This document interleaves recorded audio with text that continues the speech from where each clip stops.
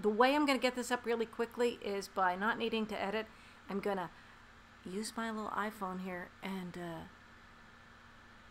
see, timing it. So the alarm will go off when it's at 9 minutes, and that means, and I'll just stop then, and then I won't go over the YouTube 10-minute limit, and we'll be just fine. Okay, so let's see what we're talking about today. It's look, I mean, it's dark. It's almost 8 o'clock here in Madison, Wisconsin, and since summer is waning, we're approaching the equinox at some point. I had to turn on some lights because it's 8 o'clock. It's not light enough to do the natural lighting approach. I've got my glass of wine. One of the questions is, what kind of wine do you drink? This is Cabernet Sauvignon. That's what I usually drink. So there it is. Gedalia said, I was born in 1950. Tomorrow I'll be 57. 60 is looming. Any thoughts? Well, yeah, I know what it's like to be that old. You're just a little bit older than I am. My sister just turned 60 a few days ago, and I spent some time with her, and she was talking about it, so I was giving her advice, such as it is. My big advice for hitting one of the big decades is, first of all, just imagine yourself one decade older than that. So if you turn 60, just picture, well, think how young that would be if I were 70. Or if you turn 70, think how young I would feel if that were 80. So instead of thinking of yourself from the younger perspective, looking at where you are now, picture yourself in the future looking back, and and you'll say, oh man, why didn't I appreciate how young I was then? I thought I was old. But now, if only I could be 60 or whatever. And so just think of that when you're actually that age, and then you won't have that regret later on. And also, just no regrets. It's good to be alive at all. You know, so just appreciate whatever part of it you have. You know. And another thing is that when people are young, they want to think that they have lots of life left. But if you don't value the old decades in life, then what were you really talking about back when you wanted to live to be old?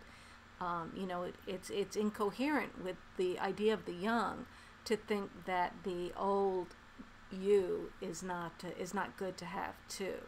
So remember that the young people are actually valuing the old decades themselves, because otherwise, what are they saying when they say that they want to live a long life? You have to think that these parts of life are good too. And they actually are, you know. I think a lot of people would say the decade of being in your 50s is actually quite pleasurable and quite, you know, mood-wise, very good. So don't be afraid. And I used to think, boy, when you go over the 50s line, that's just, you know, it's like you're going over the edge of the waterfall or something like that, that it'd be just horrific. But actually being in your 50s is really good. So if you're young and worried about getting old, don't worry about that. Worry about dying. You know, I have no solution for that. But don't worry about getting old. Just try to stay healthy. You know, drink a little wine. Don't smoke. Don't get fat. Try to exercise, or just do some combination of those things. Try to keep, you know, your body's a temple. Try to keep it in a reasonably decent shape. Lindsay Harrison said, the graffiti on the Red Bull machine reminds me of one of my favorite movies, 12 Monkeys. Yeah, I love 12 Monkeys. Excellent movie with Brad Pitt as a crazy guy, and yeah, I like that movie a lot.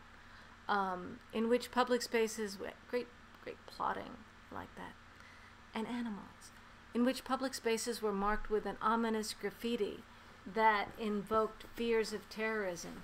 Yeah, that kind of comes up with that story about the guy in the submarine, and which made me remember the artist. You know, the guy in the submarine was a performance artist. He got a lot of publicity out of his little stunt of building a wooden submarine that was modeled on this Revolutionary War era submarine called the Turtle. You know, I think he did it in a charming way, but making people think about terrorism is not really very good. Of course, in a movie, you know, you're at a movie. When you do some performance thing out in the world, you really can scare people. Like about a year after 9/11, an artist did a project where he put boxes that said fear on them in the subway.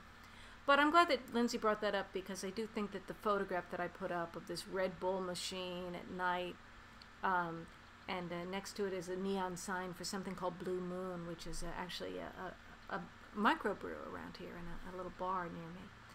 And then there's also a weird light shadow up in the upper right-hand corner that you can't really tell what it is. And I took that picture, that old picture with the iPhone, you know.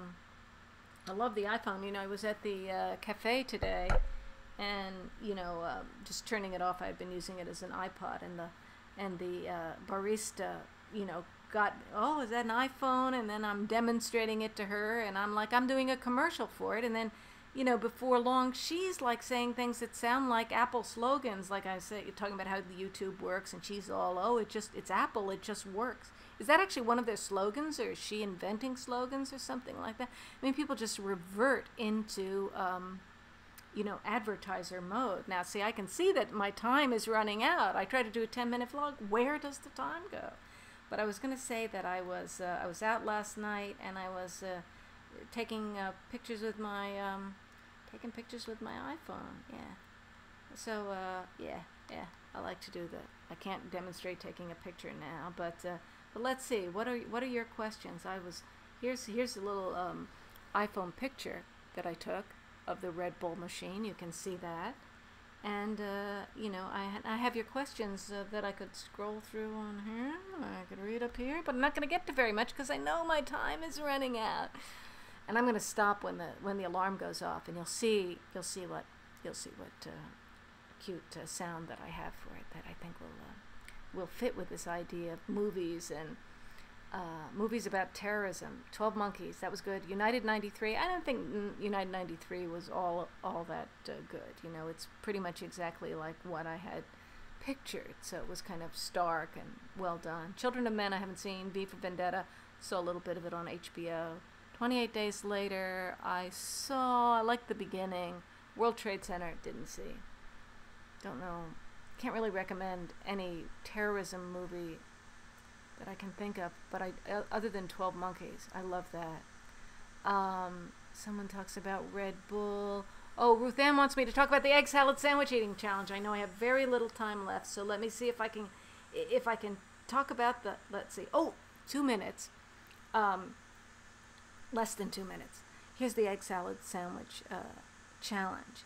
I said a while back I made a list of 10 things I've never done, and one of them was eat cold eggs. I will not eat cold eggs, although on that post my ex-husband Richard showed up and said that he used to make chopped liver, and he put egg in it, so it was cold egg by the time it was in the chopped liver, and that I ate the chopped liver. Now you might think, Althouse, you eat chopped liver, but you won't eat egg salad? Who does that? I mean, anybody that's squeamish about egg salad, would they really be eating any kind of liver at all? I don't know. I can't answer that question.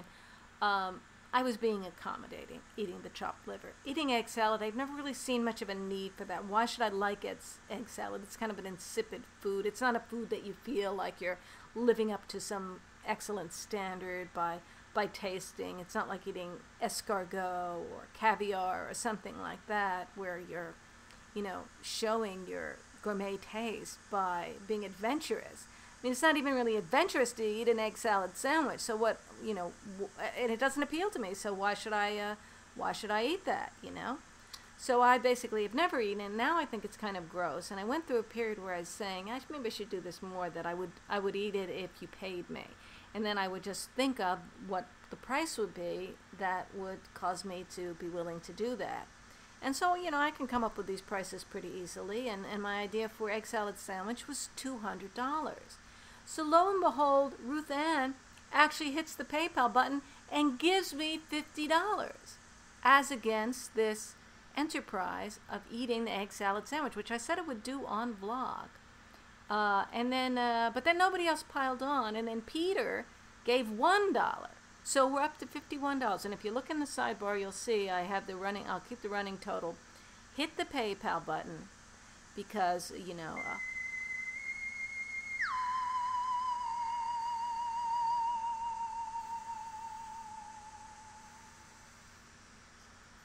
okay.